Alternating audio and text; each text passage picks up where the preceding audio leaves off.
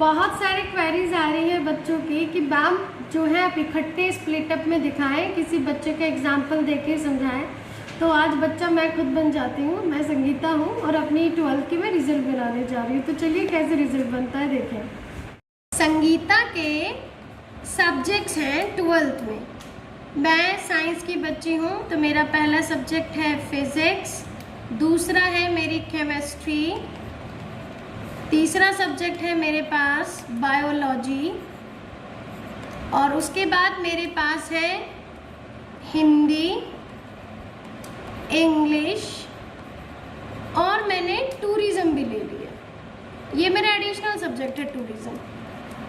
ठीक है, अब आप समझें, फिज़िक्स में हमें इंटरनल और प्रैक्टिकल हम ऑलरेडी दे चुके हैं, जिसके मार्क्स 30 में थे।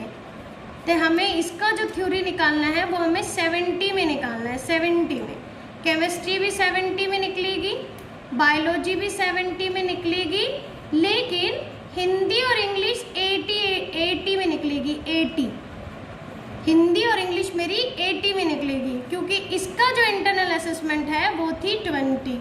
अगेन आई एम रिपीटिंग, मेरी फिजिक्स में 70 थी और मेरी इसकी जो प्रैक्टिकल थी वो 30 में थी। केमिस्ट्री 70 में होना था और इसकी प्रैक्टिकल 30 में, बायोलॉजी 70 में था, इसकी प्रैक्टिकल 30 में, हिंदी 80 में होना था और उसका 20, इंग्लिश 80 और उसका 20, और टूरिज़्म जो मेरा एडिशनल सब्जेक्ट था वो मेरा होना था 60 में और इसकी प्रैक्टिकल होनी थी 40 में।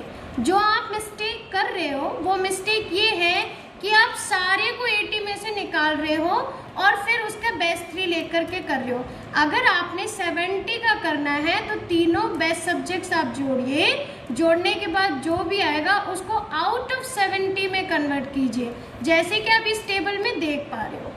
आप देखो कि क्लास 10th में अगर 80 था तो उसका 30% कितना था, 24। 70 था तो उसका 30% कितना है, 21। 60 था तो उसका 30% कितना हुआ, 18। 50 था तो उसका 30% बन गया 15। 30 था तो उसका बन गया 9। तो एक सिंपल जो गलतियां कर रहे हैं वो लोग यहाँ कर रहे हैं 10th में गलतियां हो रही है कि भाई आप अपने टोटल, क्योंकि इंटरनल जा चुकी, प्रैक्टिकल आपकी जा चुकी, तो इसके हिसाब से निकालोगे ना, तभी तो आप आगे जाकर के इंटरनल और प्रैक्टिकल जोड़ोगे। इसमें वही बात कि आपने थ्योरी का जो लास्ट आपका फाइनल एग्जाम हुआ है, थ्योरी में आप थ्योरी में ले लीजिए, जो भी आपकी थ्योरी में मैक्सिमम था उसको लोगे और फिर सेम उसको आप 30 में कन्वर्ट कर दोगे। अगर सपोज करो कि किसी बच्चे का ये 80 में से 80 मिल गया, सपोज करो हिंदी में मैं बहुत अच्छी हूँ, संगीता हूँ मैंने बहुत अच्छा किया हिंदी में 80, तो 80 का मैंने 30% लिया 24। ठीक है, तो जो भी आपका आएगा, चाहे वो 80 में हो चाहे 70 में हो, उसका आपने लेना है 30%। उसके बाद हम चलते हैं क्लास 12th में। तो क्लास 12th में आप देख रहे हो कि जो भी बच्चा 80 में स्कोर करेगा, सपोज करो उसने 80 में 80 लिया, तब कहीं जा करके उसका 40% 32 में आ जाएगा।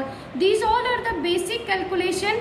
आपने बस सीधे उसके, अगर सपोज करो कि आपको 80 में कन्वर्जन करना है तो 0.8 से मल्टीप्लाई कर दीजिए जो भी आपने अचीव की है। अगर आपने जो है क्या कहते हैं 70% में करना है तो जो भी है, मानो कि मुझे 56 में लेते, मैं उसको 0.7 से मल्टीप्लाई कर दूंगी। तो इस तरह से आप कन्वर्जन कर सकते हो। इट इज़ वेरी सिंपल, है ना। अब हमने तीनों का ले लिया, अपने अपने आपको पता है। अच्छा, क्लास 12th में फिर मैं रिपीट कर रही हूँ, ये स्कूल टू स्कूल वेरी हो रहा है। कई यूटी ले रहे हैं, फिर उसके साथ वो मिड टर्म ले रहे हैं, फिर उसके साथ जो है क्या कहते हैं वो प्री बोर्ड भी ले रहे हैं। ठीक है, कई स्कूल सिर्फ हाफ ईयरली और प्री बोर्ड ले रहे हैं, कई स्कूल सिर्फ प्री बोर्ड ले रहे हैं। तो इसमें गेस कर पाना कि एग्जैक्ट आपके कितने आएंगे 12th में, ये तो बच्चा अपने आप में एक गेस करके निकाल सकते हैं। उसको तीनों ऑप्शन लेके चलना पड़ेगा, तीनों जोड़ के निकाल ले, एक सिंगल में निकाल ले, ये डिपेंड वो बच्चा अपने आप करके निकालेगा। तो यहाँ पे उसके हिसाब से निकला हुआ है। या तो आप बेस्ट 3 ले सकते हो, या आप 2 में से निकाल के एवरेज में ले सकते हो, ये सिंगल निकाल के कर सकते हो। ये पूरा का पूरा जो फैसला है वो रिजल्ट कमेटी करेगी और ये कुछ भी जो है स्कूल के हाथ में नहीं है। अब हमने जो भी प्रैक्टिकल हमने परफॉर्म किया, जो भी हमने किया परफॉर्म, उसके हिसाब से जो भी आपने अचीव किया वो नंबर आपने जोड़ दिए हैं। आगे वाले आप सेक्शन में टोटल मार्क्स में आते हो तो आप ये देख रहे हो कि ये जो भी हमने जितने भी इसके परसेंटेज के हिसाब से निकाल ली है ना, और फिर क्लास 11th में उसके निकाल ली और इन दोनों को हमने जोड़ा है 40% के साथ। आपने जो है क्लास 12th में जो आपके इंटरनल और प्रैक्टिकल मार्क्स थे इन दोनों को जोड़ लिए, जैसे कि 32 + 20 आप करोगे तो 52 आएगा, 28 + 30 कर रहे हो तो 58 आएगा। तो ये जो मार्क्स आई है इन दोनों को जोड़ के आई है। आई थिंक अब आपको तीनों इकट्ठा कैलकुलेट करने में कोई दिक्कत नहीं हो रहा होगा। तो बेसिकली जो है ये एक रेफरेंस ईयर है, ये किसी एक स्कूल का रेफरेंस ईयर है। ये मैं आपको सिर्फ दिखाने के लिए बता रही हूँ कि आप रेफरेंस ईयर में देखो 33 से नीचे, फिर 33 से 50, फिर 51 से 74, फिर 75 से 94 और 95 से 100। ये आप देख रहे हो कैटेगरी 1 2 3 4 5, देखो आप देख रहे हैं ये कैटेगरीज है। आप सपोज करो कि किसी के पास इंग्लिश इलेक्टिव सब्जेक्ट था तो वो क्या करेगा, उसके पास मान लीजिए कि 15 बच्चे थे, 15 बच्चे का परसेंटेज निकल जाएगा 1.58, तो एक बच्चा या दो बच्चा जो भी होगा वो इस कैटेगरी में आ जाएगा। ठीक है, इसी तरह अगर 33 to 50 में जाएंगे 17.79 था, तो अब 15 बच्चे का 17.79 जितना भी परसेंटेज में बनेगा, 2 3 4 5 जो भी बच्चे हैं आप इसमें लगा लोगे। ठीक है, तो इस तरह से ये पूरी कैलकुलेशन होगी। तो पहले आपने ये पूरा टोटल बन जाएगा, और दिस इज नॉट फाइनल, ये समझें कि ये दिस इज नॉट फाइनल। इसके बाद ये कैटेगरीज में आप जाओगे, टीचर आपका देखेगा, रिजल्ट कमेटी आपका देखेगा कि जैसे कि आप सपोज करो कि संगीता का टोटल बना जो है क्या कहते हैं 12th में 52, तो मैं किस कैटेगरी में जाऊंगी? अगर मैं 52 थी टोटल में तो मैं आ जाऊंगी कैटेगरी नंबर 3। मैं कैटेगरी नंबर 3 में आ जाऊंगी, क्योंकि इसका जो रेंज था ये 51 to 74 था, यानी कि मैं इस कैटेगरी में आ जाऊंगी।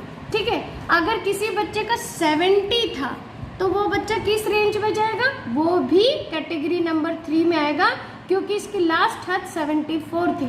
अगर कोई बच्चा 80 था, संगीता ने 80 लिया है, तो संगीता 80 में कहाँ जाएगी? Category number 4, 75 to 95। तो ये जो भी होगा इस रेफरेंस जो ईयर के हिसाब से जो कैटेगरी है उसमें जाएगा, और यहाँ पे मॉडरेशन होगा +5 -5, रिजल्ट कमेटी देखेगी, पूरे एक बहस होगा, और उसके बाद कोई एक फाइनल डिसीजन होगी कि आपके फाइनल कितने नंबर होंगे। तो बेटे ये तो थी कैलकुलेशन। जैसा कि आप लोगों ने देखा कि संगीता जो है वो उसकी हमने एक अप्रॉक्सीमेट कैलकुलेट की थी हिंदी में कि वो लगभग 50 से 74 की कैटेगरी में आ रही थी, और संगीता की तरह 10 बच्चे और हैं जो सेम कैटेगरी में थे।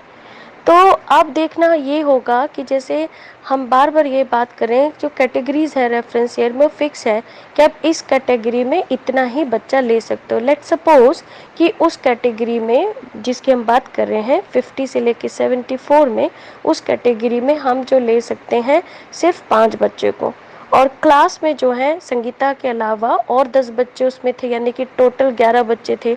तो एग्ज़ाम कमेटी का आगे ये चैलेंज आएगी कि वो 5 बच्चे कौन होंगे। तो जाहिर सी बात है कि थ्रू आउट द ईयर जो बच्चा परफॉर्म कर रहा है क्लास 10, क्लास 11 और उसकी कंप्लीट पोटेंशियल को देखते हुए उन 5 बच्चों को चूज़ किया जाएगा। तो इसमें क्या होगा कि 5 नंबर आगे पीछे हो सकते हैं, या तो थोड़े बहुत नंबर आगे बढ़ जाएंगे या थोड़े बहुत नंबर पीछे हो जाएंगे। तो ये जो आगे पीछे जो 4-5 नंबर का जो आगे पीछे होगा उसी को हम मॉडरेशन कहते हैं, और ये मॉडरेशन के बाद ही रिजल्ट बनेगी final. Thank you everyone, hope अब ये स्लाइड आपको क्लियर कर देगी।